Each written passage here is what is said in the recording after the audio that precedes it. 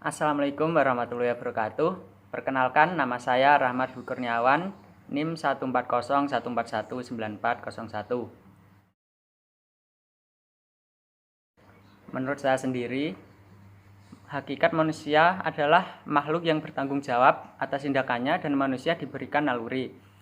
Manusia sendiri merupakan makhluk sosial yang sangat membutuhkan manusia lain untuk bisa hidup. Sedangkan hakikat pendidikan, yaitu pendidikan tidak pernah terpisah dari kehidupan manusia. Semenjak masih di dalam kandungan hingga dewasa, pendidikan tersebut berlangsung selama manusia itu hidup. Pendidikan adalah khas milik dan alat manusia. Pendidikan dilakukan secara sadar maupun tidak sadar oleh manusia. Pendidikan sendiri digunakan sebagai alat untuk bertahan hidup dan untuk menyesuaikan diri di dalam masyarakat. Dimensi kehidupan sendiri dibagi menjadi 4, yaitu 1. Dimensi keindividualan, 2.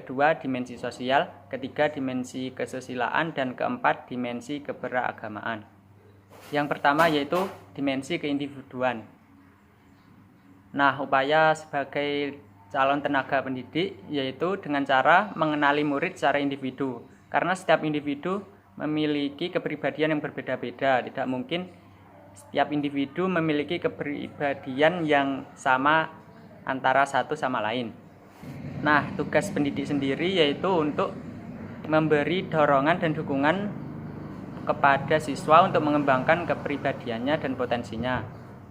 Yang kedua yaitu dimensi sosial.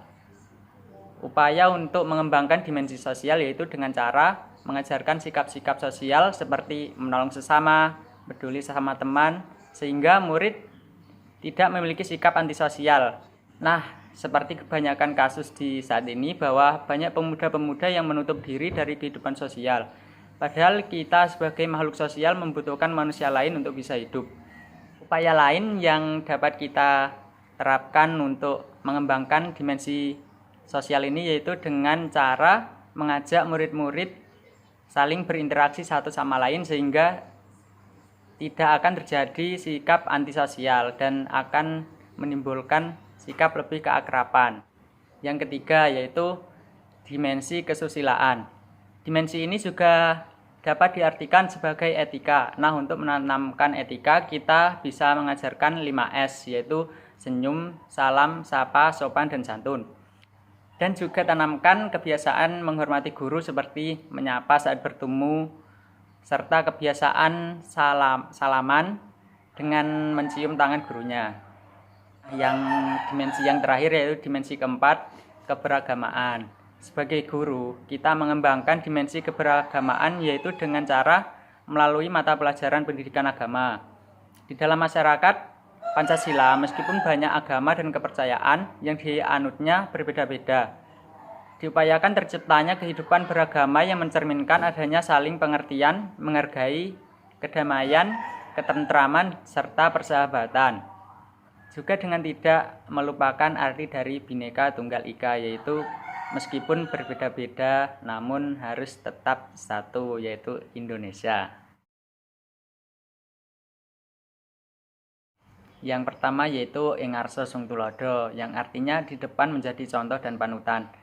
Contohnya dengan mengajarkan sikap peduli lingkungan maupun cuci tangan menggunakan sabun. Nah, namun sebagai pendidik kita tidak hanya mengajarkan namun menjadi contoh.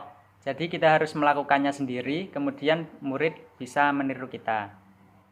Nah, yang kedua yaitu ing madya mangunkarsa, yang artinya di tengah berbuat keseimbangan atau penjalaran. Yang terakhir yaitu tutwuri handayani, yang artinya di belakang membuat dorongan atau mendorong. Nah, maksud dari tutwuri handayani ini sendiri, kita sebagai tenaga pendidik seharusnya mendorong murid kita. Misal murid kita memiliki kelebihan tersendiri, kita harus mendorong supaya potensi tersebut dapat berkembang dan berguna bagi siswa tersebut di kemudian hari.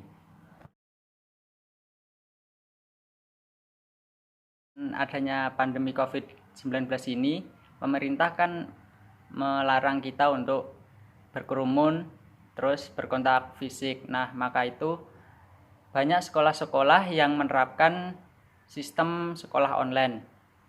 Nah, menurut saya sendiri ini sistem sekolah online memiliki banyak kelebihan dan juga kekurangan. Nah, yang akan kita bahas kali ini yaitu kekurangannya. Yang pertama yaitu bermacam-macam kendala yang terjadi di sekolah online, yaitu satu, mungkin tidak semua siswa memiliki gadget atau smartphone semua. Nah, hal ini akan menyusahkan sebagian siswa yang tidak memilikinya. Nah, kemudian kedua yaitu susah untuk mengakses jaringan internet. Misalkan sekarang ini banyak menggunakan aplikasi, misalkan Zoom, Google Duo, maupun melalui grup WhatsApp. Nah, menurut saya hal tersebut juga sangat tidak efisien karena tidak semua siswa memiliki koneksi yang bagus. Tidak semua siswa tinggal di tempat yang berkoneksi bagus. Ada yang tinggal di desa terpencil dan susah akan mendapatkan sinyal. Dan kemudian kendala yang selanjutnya yaitu minimnya kuota internet. COVID-19 sendiri berdampak pada ekonomi yang memungkinkan tidak adanya penghasilan. Nah, jika tidak ada penghasilan, dari mana uang untuk membeli kuota internet tersebut? Dengan adanya sekolah online ini, banyak tugas-tugas yang saya rasa itu sangat memberatkan bagi siswa. Solusi dari permasalahan ini yaitu yang pertama, mungkin dari pihak sekolah bisa memberi subsidi berupa kuota baik setiap harinya, setiap minggunya maupun setiap bulannya.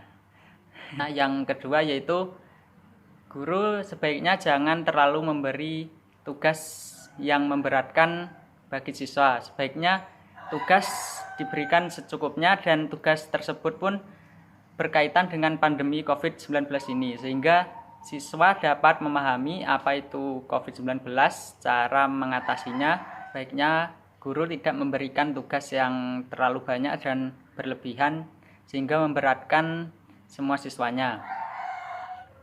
Karena kita di rumah itu untuk menjaga kesehatan dan mengembalikan imun tubuh maupun menambah imun tubuh kita sehingga dapat terhindar dari COVID-19 ini.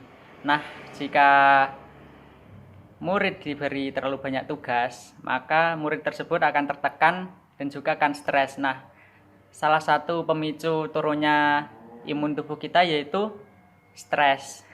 Maka dari itu, kurangilah tugas. Bahkan Gubernur Jawa Tengah yaitu Bapak Ganjar sendiri pun sudah menjelaskan dan menghimbau kepada guru-guru untuk mengurangi tugas seperti pada cuplikan video ini.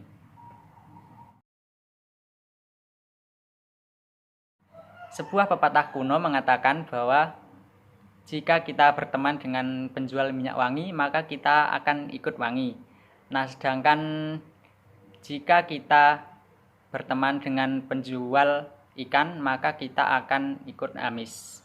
Jika kita renungkan, pepatah tersebut berkaitan dengan aspek yang akan kita bahas kali ini, yaitu pengaruh lingkungan terhadap prestasi siswa. Misal, siswa yang di rumah tidak pernah mendapatkan didikan dari orang tua, misalkan tidak pernah menerima atau diajak orang tuanya untuk belajar. Nah, hal tersebut akan membuat siswa menjadi tidak senang belajar dan bahkan tidak mau belajar. Nah, hal tersebut akan berdampak pada prestasi siswa dan hasilnya pun akan buruk. Berbeda dengan seorang siswa yang di lingkungan keluarganya tersebut mengajaknya belajar, mengajaknya bereksperimen atau misalkan yang lain. Nah, anak tersebut akan memiliki ketertarikan terhadap proses belajar tersebut.